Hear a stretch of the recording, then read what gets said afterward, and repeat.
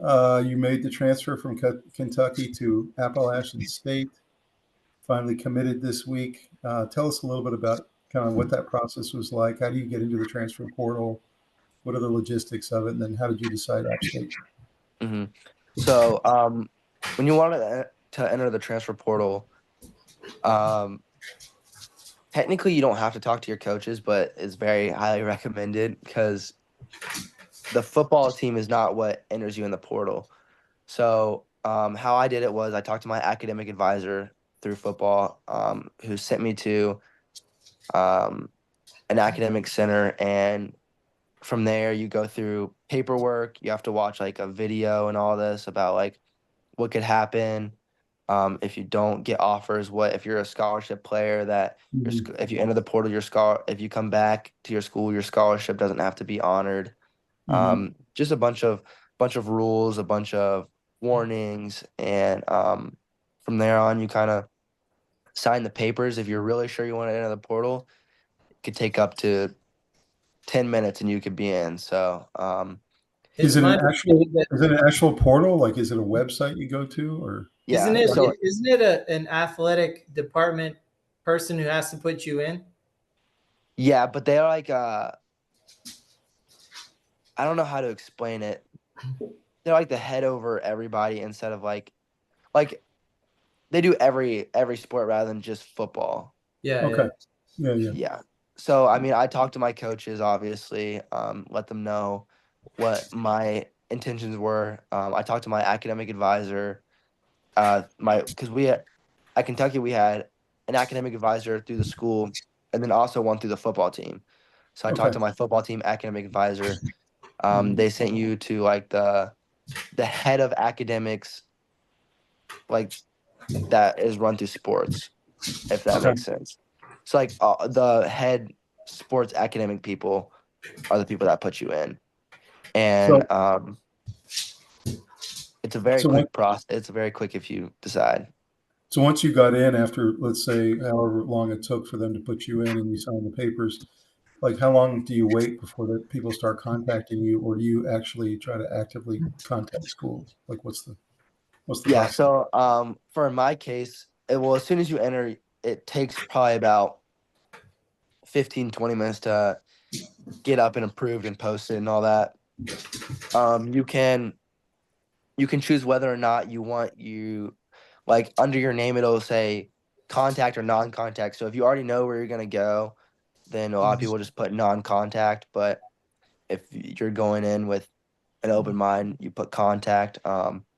So coaches are in it a lot, just refreshing and looking at it. I entered actually the day it opened. So it was. And it's my understanding it's open for 30 days in the spring. Is that right? Yes, it was open. Yeah, from April. It was all of April. It was open.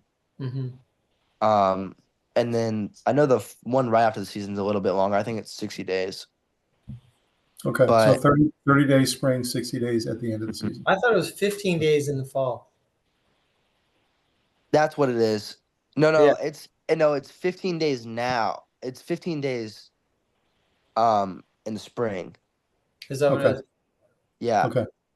And then I think it's 30 or 60 days in the fall. Okay. Got it. Yeah, that's what it is, because it was from April 14th to the 30th or something like that. So it was 16 days or whatever it was. It's supposed to be 15 and 30, I think. That's what I read. So then going back to, do you need to go out and be proactive, or do you just wait for phone calls? A little bit of both. From getting recruited, I reached out to the coaches that I already had in my contacts, had I already been talking to out of high school. But as well as, 45 minutes after I was in the portal, I had 10, 15 coaches texting me. Really? So you get a little bit of both. Actually, the two options that I narrowed it down to, I was not getting recruited to out of high school. So it was a whole new realm. Didn't know these people before. So kind of developed relationships from there on. So your opportunities really did increase quite a bit from first year to second year. Yes, sir. Yeah. I had more offers in the portal than I did coming out of high school. Wow. Yeah. I heard Deion in an interview, Deion Sanders, talk about how he feels sorry for high school kids because the amount of recruiting that goes on at that level is less than ever because so much of the attention is turned toward the transfer portal. For And sure. so it's an interesting transition that we're in, where if you're on the bubble as a high school kid, you may not really get an opportunity. Whereas in the past, you probably would have found something. So I don't know. It's really interesting, I think. Do you think, Jackson, that recruiting people in the portal and recruiting your own players is more important than recruiting high schoolers? Like, would you say that's true? It depends on the program, because I know, like in Clemson's case, they won't even touch the portal. They like to get their high school guys. They like to develop. Clemson was actually the only college football program besides the military schools this year that did not take a single portal kid. Right. So it just depends on the program. Devil's had a lot of criticism because of that. I was just listening on sports radio this morning. They were tearing him apart that he's the only one who hadn't gotten people. Yeah. I mean, I think it really just depends on the coaching and the program, because some programs want players to come in for a year, play for them a year, and then they'll worry about getting somebody like the next year. So if they want a really good quarterback, they'll get a really good quarterback for a year. And then if they need another quarterback, they'll get one next year rather than getting maybe a younger player and developing them. Yeah. Like a high schooler. So it really just depends, varies from program to program, coach to coach. But Gotcha. Yeah. Well, man, congratulations. We're going to have to come see a game this fall. Thank you. New transfer portal as of April 2024. This is, Jackson, what you just went through. That allows all undergraduate athletes to transfer and play immediately. So there's no penalty. There's no year sitting out. If you meet specific academic requirements, as the Division I Council on Wednesday approved the emergency legislation. So what are your thoughts here, Jackson, about letting athletes transfer essentially whenever they want within whatever window they want and play immediately? Yeah, so if this is not an NCAA rule, but this is an SEC rule. If you transfer in the spring window, I don't know how it is for other sports, but for football specifically, if you transfer in the spring window, you cannot transfer to another SEC school without sitting a year. I see. Okay. So I read some research. I'm not sure how up to date it was, but it said that you're allowed to transfer one time, and then the second time you have to wait a year, or there have to be two stipulations. One is medical and one is hardship. Those are the only restrictions. Is that still correct? I'm not 100% sure. I know there used to be a rule where you couldn't transfer twice, but I'm pretty sure now you can only transfer twice, and the third time, that may be it now. Okay. I know there's some restrictions. It's not completely open. Yeah.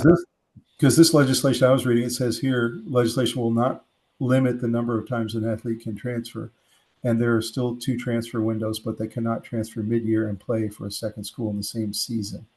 That seems like the only limitation. Like you can't transfer, and play football for two different schools in the same football season. Yeah. Yeah, I actually found that out recently. I found that out recently that you couldn't transfer SEC to SEC. But I mean, it makes sense. They don't want a player going through the spring program.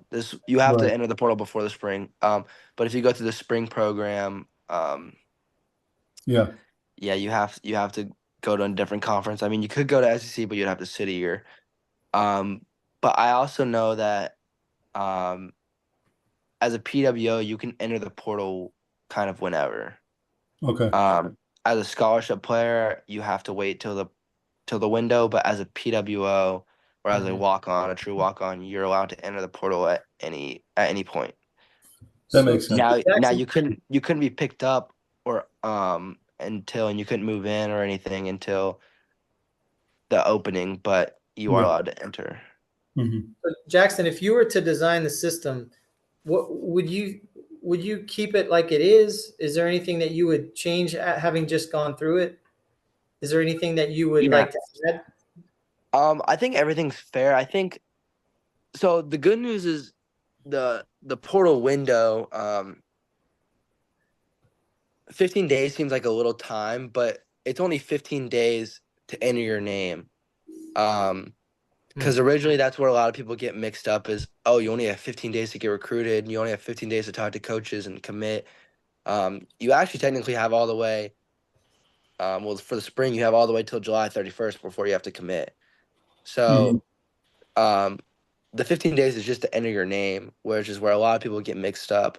So I think there's plenty of time in that aspect. I think that the way that they do it right now is pretty close to perfect. There's very few problems that I don't really hear people complaining about problems with the portal besides just the portal itself. But I think how the portal is designed and how it's ran has definitely come to agreement with the athletes, coaches, everything all in one. I feel like it's definitely in a good place. It sounds like they've been able, because all the stuff is pretty new, and it sounds like the schools have been able to fairly quickly adapt to all these new things coming at them. It sounds like the portal's working okay, NIL's working okay. There are some regulations. You still have to sign a contract. The pay-to-play thing, of course, is still the newest of all of them. It hasn't really come yet, but it does sound like you're right, Jackson, that a lot of that's running pretty smoothly right now. Yeah, I do think there could be some problems. I think schools contacting players who aren't in the portal, trying to talk them into it, could go on behind closed doors. There could be some shadiness with NIL deals that don't end up being the best for the student. I also think back to Virginia when we had a basketball player who got redshirted, and he really didn't want to. And I know you have to redshirt yourself, but he got a lot of pressure from the coaches to redshirt, and he was very upset. His name was DeAndre Hunter. And I think if he came along today, he would have transferred. Like, that's how upset he was. But he stuck it out, and he ended up becoming Virginia's best player, and they went on to win the national title. And he was a huge part of why they won the national title. And now he's a big-time NBA player, very successful. And a lot of that is because of that platform of fighting through that adversity. And I don't think he'd be in the same position if he had not stuck it out and all that. So part of me sides with the students' well-being in terms of go get a better situation. You're not meshing with the coach. And part of me is saying some of that coaching is actually better for the player in the long run. And so actually, I don't know how you work all that out.